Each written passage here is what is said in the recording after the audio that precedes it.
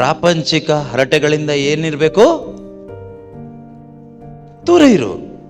ಅದರಲ್ಲಿ ಕಾಲಹರಣ ಮಾಡುವವರು ದೇವರಿಂದ ದೂರ ಸರಿಯುತ್ತಾರೆ. ಯಾರಿಂದ ದೂರ ಸರಿಯುತ್ತಾರೆ?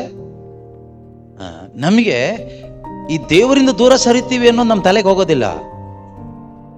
ಇವ್ರು ನಮ್ಮನ್ನು ದೂರ ಮಾಡಿಬಿಟ್ರೆ ಅದು ಯೋಚನೆ ಬರುತ್ತೆ ನೋಡಿ. ಎಂತ ಕ್ವಿಕ್ ಆಗಿ ನಮ್ಗೆ ಯೋಚನೆ ಬಂದ್ಬಿಡುತ್ತೆ.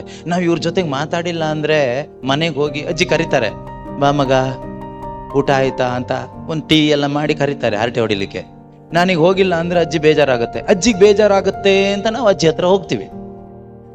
ಆಗ ಯೋಚನೆ ಮಾಡ್ಬೇಕು, ಇಲ್ಲ ಅಜ್ಜಿ ಹತ್ರ ಹರಟೆ ಹೊಡಿಲಿಕ್ಕೆ ಹೋದ್ರೆ ದೇವರಿಂದ ದೂರ ಸರಿತೀವಿ.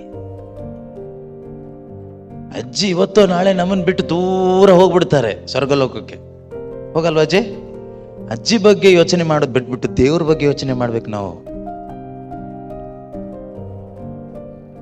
ಎಂದೆಂದಿಗೂ ನಾನು ನಿನ್ನನ್ನು ಕೈ ಬಿಡಲಾರೆ, ತ್ಯಜಿಸಲಾರೆ, ಇಮ್ಯಾನ್ಯುಯಲ್ ಜೊತೆಯಲ್ಲಿ ಇರ್ತೀನಿ ಕೊನೆಯ ತನಕ, ಎಂದೆಂದಿಗೂ ಶಾಶ್ವತವಾಗಿಂತ ವಾಗ್ದಾನ ಮಾಡಿದ ದೇವರಿಂದ ದೂರ ಹೋಗ್ಬಾರದು. ನಾನು ದೇವರ ಜೊತೆಗೆ ಇರಬೇಕು ಅಂತ ಆಸೆ ಪಡ್ಬೇಕು.